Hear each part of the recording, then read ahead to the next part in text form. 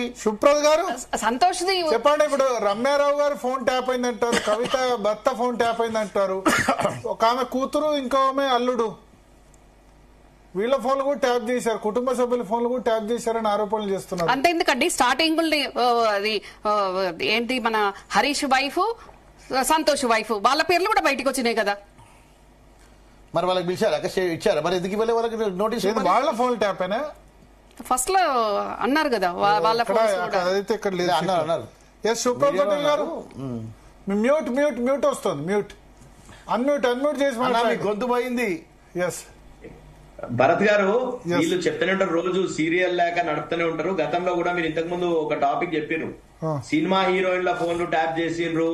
మేము సీరియల్ లెక్క చెప్పడం ఏంటంటే మాకేం అవసరం, ఏమన్నా మాకు పర్లేక కూర్చున్నామా ఏంది ఇక్కడ? సీరియల్ లెక్క చెప్పడం అంటారు ఏందన్నా?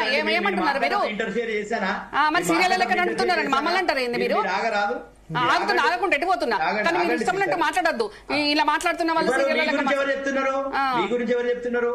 అలిగేషన్స్ వచ్చినాయి చెప్తున్నా, చాలా అలిగేషన్స్ వచ్చినాయి, చాలా పేపర్ల కథనాలు వచ్చినాయి, అవన్నీ వచ్చినాయి. సినిమా హీరోయిన్లు అన్నారు, అవన్నారు ఇవన్నారు. అంటే కరెక్ట్ గా ఒక హిందూ అనుకుంటా, హిందూ పేపర్ అతను జర్నలిస్ట్ మొత్తం కూడా అక్కడ ఎవరైతే ఐఓ ఇంటెలిజెన్సీ వాళ్ళు ఉన్నారో, ఎవరైతే ఇన్వెస్టిగేషన్ చేస్తున్నారో వాళ్ళతో మొత్తం వెరిఫై చేసుకొని ఎవరన్నా సినిమా హీరోలకు సంబంధించినవి ట్యాపింగ్ జరిగిందా అని స్పష్టంగా జరగలేదు అని ఇంటెలిజెన్సీ ఇన్వెస్టిగేషన్ ఏజెన్సీల ద్వారా సేకరించిన సమాచారంతో స్పష్టమైనటువంటి వార్త, ఎవరి హీరోయిన్లది ఫోన్ ట్యాప్ జరగలేదు అని వార్త ప్రచురమైంది. దాన్ని ఎక్కడ కూడా ఇంటెలిజెన్స్ ఇన్వెస్టిగేషన్ ఏజెన్సీలు ఎక్కడ ఖండించలే. ఎవరు కూడా మనం చూస్తే ఇన్ని రోజులు ఈ 2 సంవత్సరాల సీరియల్లో ఎక్కడ కూడా సినిమా హీరోయిన్లను పిలిచినటువంటి చూడలేదు, విచారించినటువంటి బాలేదండి. అట్లా మాట్లాడద్దు, తప్పన్న మీరు. సీరియల్ ఎట్లా అంటారండి? ఏం సీరియల్ అండి? ఏం సీరియల్ అండి? ఏం సీరియల్ ఏమంటున్నారు అంటే ట్యాపింగ్ చేసిన వాళ్ళు మంచిగానే ఉంటారు, ట్యాపింగ్ జరిపిన వాళ్ళు మంచిగానే ఉంటారు. సీరియల్ అండి మీకు సీరియల్ లాగా కనబడుతుందా? మీకు సిట్ విచారణ సీరియల్ లాగా కనబడుతుందా? ఏమంటున్నారండి మీరు? అనాల్సిన మాటనేనా సీరియల్ అని? అప్పుడు కేసీఆర్ బయటకు వచ్చి ఒక ప్రెస్ మీట్ పెడితే తట్టుకోలేక భూకంపం వచ్చినట్టు కాంగ్రెస్ పార్టీలో ఈ రోజు మళ్ళా కేసీఆర్ కు సమన్లు ఇస్తాము, హరీష్ రావు గారికి నోటీస్ ఇస్తాము, ఇవన్నీ కూడా ఎక్కడి నుండి వస్తున్నది? అట్లా కాదు, కేసీఆర్ గారు ప్రెస్ మీట్ పెడితే భూకంపం వచ్చినట్టు తట్టుకోలేక కాదు, ట్యాపింగ్ వ్యవహారంలో నోటీసులు వస్తాయని మీ హరీష్ రావు చెప్పింది కదా. మీ హరీష్ రావు మాకు నోటీసులు ఇచ్చే అవకాశం ఉందని మీ హరీష్ రావు చెప్పింది కదా. మీరే ఆగమగం అయిపోతున్నారు కదా, ఇక్కడ మీరే ఆగమగం అయిపోతున్నారు కదా. మళ్ళీ మమ్మల్ని అంటారు ఏంటి మీరు? ఈ రోజు ఫోన్ ట్యాపింగ్ లో ఏమి తేలదు. ఇంతకుముందు శరత్ గారు చెప్పినట్టే నేను కూడా అదే చెప్తున్నా, 100% ఏమి తేలదు. ఒక ప్రభుత్వం అనేది మీరెట్లా డిసైడ్ చేస్తారు ఏం తెలియదని? మీరెట్లా డిసైడ్ చేస్తారు ఏం తెలియదని? ప్రభుత్వం డిసైడ్ చేస్తుంది, సిట్ డిసైడ్ చేస్తుంది. మీరెట్లా చెప్తారు? న్యాయవాదిగా కూడా చెప్తున్నా, 100% దాంట్లో ఏం జరగదు.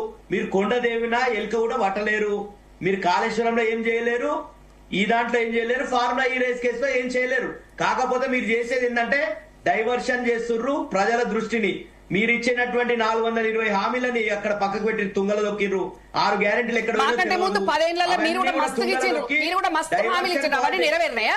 మీరు కూడా మస్తుగా ఇచ్చిండ్రు, ఏం నెరవేరినాయి?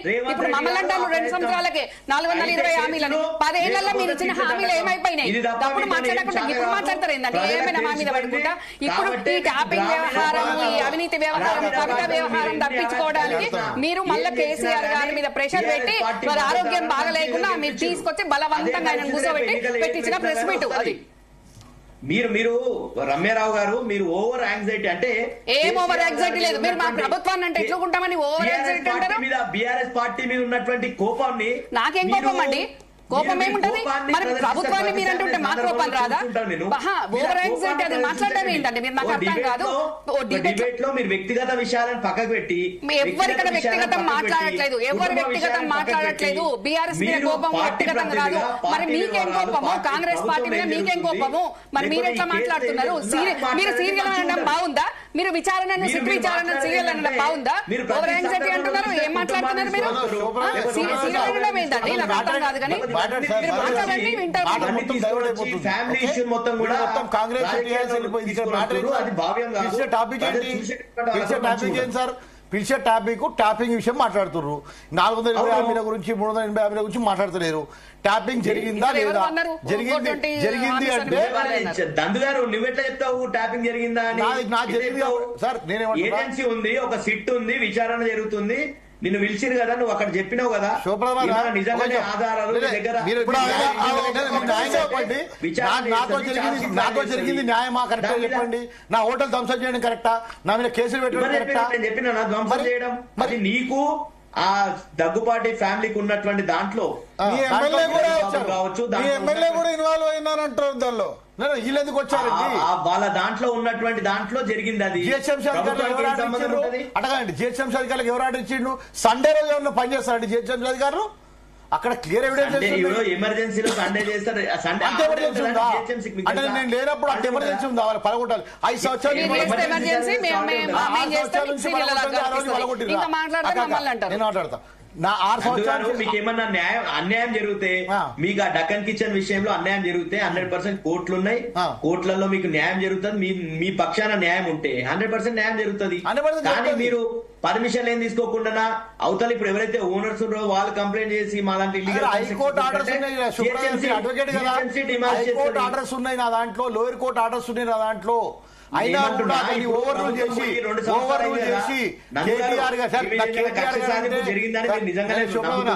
కేటీఆర్ అంటే చేసిన సార్ ఫామ్ హౌస్ కేసు జరిగింది, విచారిస్తుర్రు. విచారించడంలో మేము నిజంగా దోషమని తెలితే శిక్ష చేస్తారు. కానీ ఈ కేటీఆర్ గారు కేసీఆర్ అంటే కోపం లేదు. కానీ ఇక్కడ జరిగింది వాళ్ళు నా హోటల్ ధ్వంసం చేసి నా మీద అక్రమైన కేసులు పెట్టడం అనేది ఒక పెద్ద తప్పుడు చేశారు. ఆ తప్పుడు వల్లనే గవర్నమెంట్ పోతుందండి.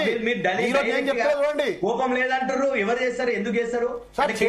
కేటీఆర్ కి నంద అనే వ్యక్తి మీద కోపం ఉంటుందా? జిహెచ్ఎంసీ అధికారులు చెప్పారు కేటీఆర్ కు నంద అనే వ్యక్తి మీద కోపం ఉంటుందా? అవును. ఆ రోజు అప్రూవర్ ఏం సంబంధం? నన్ను అప్రూవర్ గా మారమంటే మారనందుకు వాళ్ళు నా మీద చేసే చర్య. ఎందుకు ఏం సంబంధం అంటున్నా? ఇది సంబంధం ఎందుకు కేసు పెట్టింది నా మీద? ఏసీబీ పెట్టాల్సిన కేసు లాండ్ ఆర్డర్ ఎందుకు పెట్టిర్రు? సార్ మొదటి నుంచి బయట మాట్లాడకుండా పోతే అసలు ఎఫ్ఐఆర్ ఎప్పుడైంది?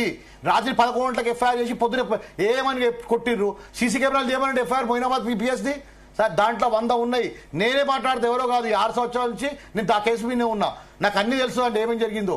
కానీ నేను ఒకటే విషయం పెడుతున్నా అంటే ఎమ్మెల్యేకు జరిగిందా లేదా అనేది సుప్రీంకోర్టులో ఉంది. అది తేల్చిన తర్వాత దోషులంటే మాకు శిక్ష చేస్తారు.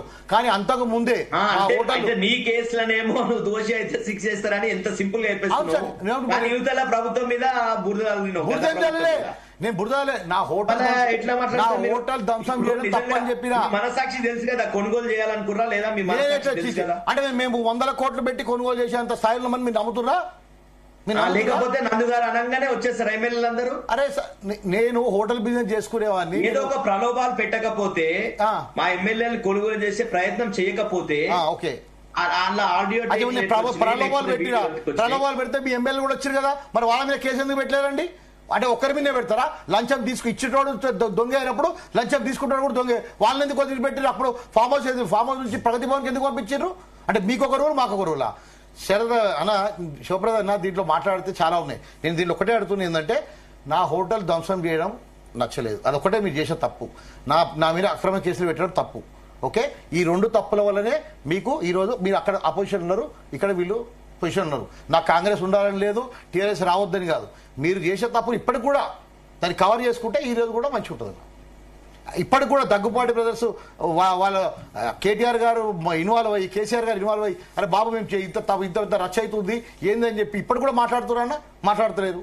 వాళ్ళేమో ఆ గవర్నమెంట్ మాదే, ఆ గవర్నమెంట్ ఉన్నప్పుడేమో వాళ్ళ దగ్గర పోయి కూర్చుర్రు, ఈ గవర్నమెంట్ ఉన్నప్పుడు వీళ్ళ దగ్గర పోయి కూర్చుర్రు. ఎక్కడ న్యాయం జరుగుతుంది? ఒక న్యాయం జరగాలంటే ఒక సామాన్యుడు ఫైట్ చేస్తున్నాడు. ఎటువంటి నేను సిస్టమ్తో ఫైట్ చేసిన, మొత్తం మీ గవర్నమెంట్ మొత్తం నాకు అగెనిస్ట్ పని చేసింది, ఆల్ డిపార్ట్మెంట్స్ పని చేసినాయి, అయినా కూడా నేను తట్టుకున్నా. అంటే ఎందుకు తట్టుకున్నా? చేసిన న్యాయం చేయండి. ఇప్పుడు మొన్న సిట్ విచారణ తర్వాత మీకు న్యాయం జరుగుతుందని అనిపిస్తుందా సార్? న్యాయం